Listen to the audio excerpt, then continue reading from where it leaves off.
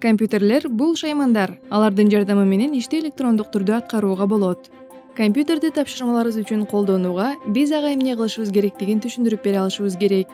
Операциондук системалар мындай мүмкүнчүлүктү камсыз кылышат. Операциондук система же кыскача ОS бул компьютердин программалык камсыздоосунун негизги бөлүгү. Операциондук система компьютердин бардык башка программалык жана аппараттык компоненттерин башкарат жана компьютер менен баарлашуу мүмкүнчүлүгүн камсыз кылат. Заманбап операциондук системаларда компьютерди колдонуу жеңилдеткен иконкалар, баскычтар жана текстери менен графикалык интерфейстер бар.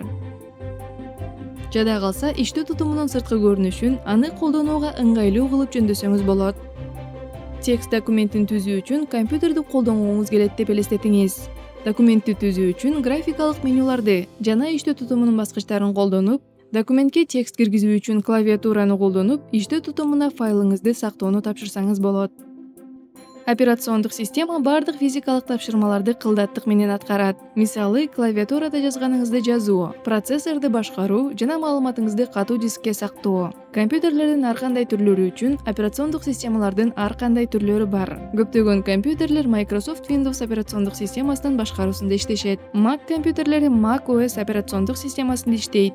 Айрым компьютерлер Linux операциондук системасында иштешет. Мобилдик шаймандардын операциондук системалары ноутбуктардан жана иштакта компьютерлерден айырмаланып турат. Компьютер сатып алганда, адатта компьютерде операциондук система орнотулган.